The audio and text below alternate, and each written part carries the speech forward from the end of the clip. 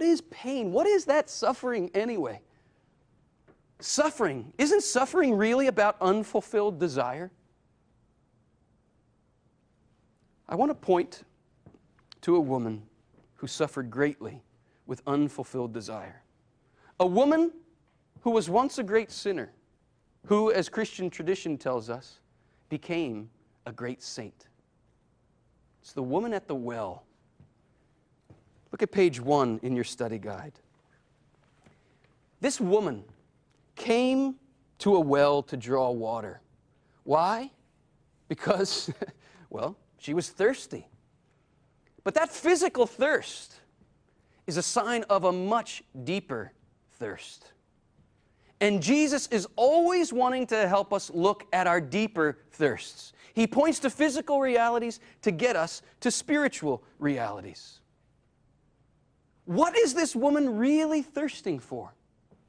If she is in a way a symbol of all of us, what is every human being thirsting for? What are we looking for? What is it that drives us to do what we do? Look at quote 1a. We all want to live happily, the Catechism of the Catholic Church says, quoting from St. Augustine. In the whole human race, there is no one who does not assent to this proposition, even before it is fully articulated. All of our pursuits for security, peace, love, even very secular things like financial gain, aren't these really a quest for happiness? Why then so much suffering? Why then so much despair?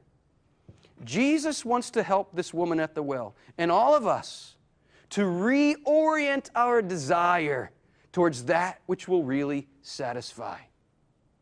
Jesus talks about a living water, a water that if we drink it, we will never thirst again.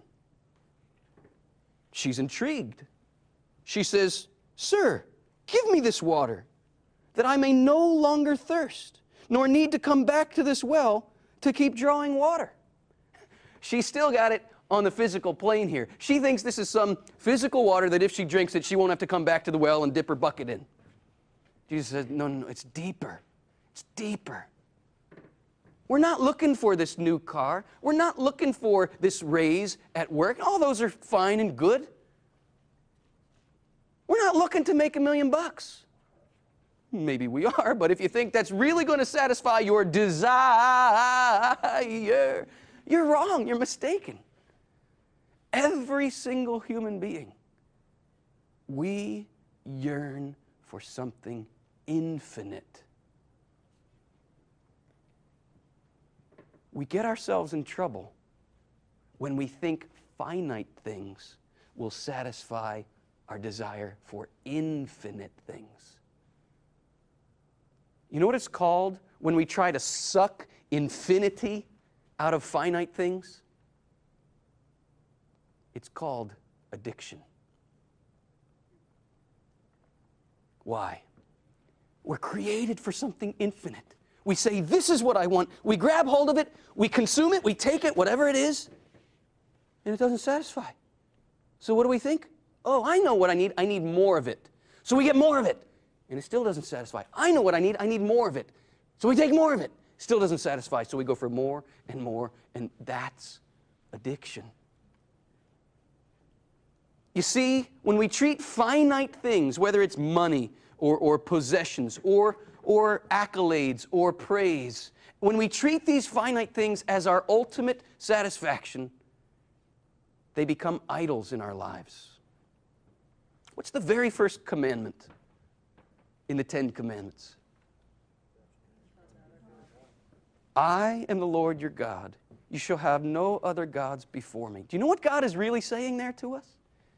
He's saying, let me satisfy your yearning for the infinite, because I'm the only infinite one there is. And I'm the one who can satisfy that desire. All these other things, as fine and good as they might be, they cannot become a God in your life. They cannot satisfy that deepest yearning. The psalmist cries out. He says, there shall be no alien gods among us. Open wide your mouth, and God will fill it. Look at quote 1b.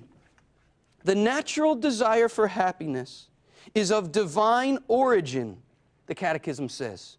God put it there. God placed it in the human heart. Why? To make us miserable? Does God dangle a carrot in front of us just enough so we smell it and want it but can't get it? What a cruel God that would be. What an absurd existence it would be if those deep desires of our heart could not be satisfied. God placed it in the human heart in order to draw man to the one who alone can fill it.